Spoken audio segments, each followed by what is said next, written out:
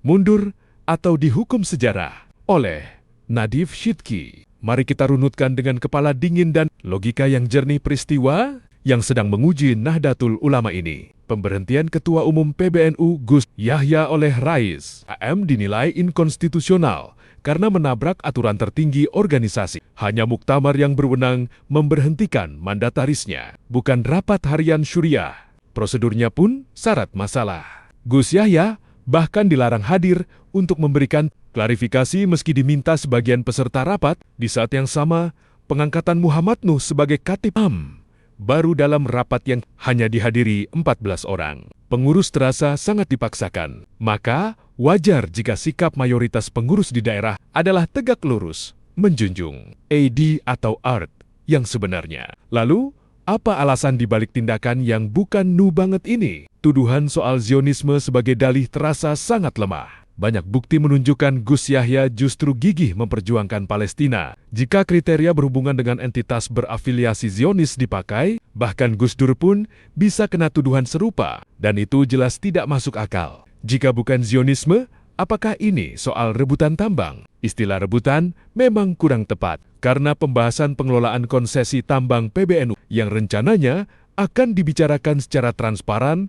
di muktamar untuk kemaslahatan warga NU. Bahkan belum banner-banner dimulai. Bahkan wacana untuk mengembalikan konsesi ini ke pemerintah pun sudah disampaikan Gus Yahya sebagai opsi yang bisa dibicarakan bersama. Jadi narasi rebutan lebih terdengar seperti umpan untuk mengalihkan perhatian. Pertanyaan mendasarnya tetap, mengapa Rais dan kelompoknya begitu terburu-buru dan ngotot hingga rela menabrak konstitusi organisasi sendiri? Jawabannya mungkin terletak pada desakan waktu akibat sebuah janji. Bukan janji biasa, melainkan indikasi kesepakatan di bawah meja dengan pihak tertentu. Diduga salah satu operator tambang yang harus dipenuhi sebelum segalanya menjadi transparan di hadapan muktamar. Inilah yang menjelaskan mengapa mereka memilih jalan pintas yang penuh syubhat, mengabaikan seruan para kiai sepuh, mustasyar, untuk penyelesaian yang elegan dan bermartabat. Karena itu, suara ini kami angkat bukan sebagai bentuk suul adab, tetapi sebagai bentuk tanggung jawab untuk menjaga marwah dan kedaulatan jamiah kita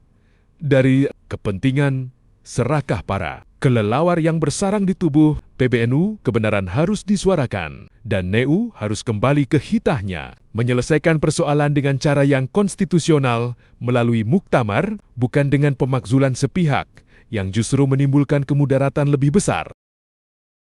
Dengan demikian, konsekuensi logis dan jalan resolusi satu-satunya yang tersisa adalah seperti desakan keras yang mengalir dari daerah, islah atau mundur. Tekanan ini bukan gertakan, melainkan peringatan keras dari ulama sepuh dan suara hati mayoritas pengurus di semua tingkatan yang tetap berpegang teguh pada ide atau art pilihan. Tegas ini diperlukan untuk menghentikan manuver politik yang merusak, menyelamatkan ukhuwah dari retaknya kepercayaan, dan menjaga kewibawaan NU agar tidak luntur hanya dengan sikap legawa. Untuk duduk dalam islah hakiki atau mundur secara terhormat, kecintaan pada jamiah dapat dibuktikan mengatasi ambisi sempit sehingga NU tetap menjadi benteng bangsa yang kokoh.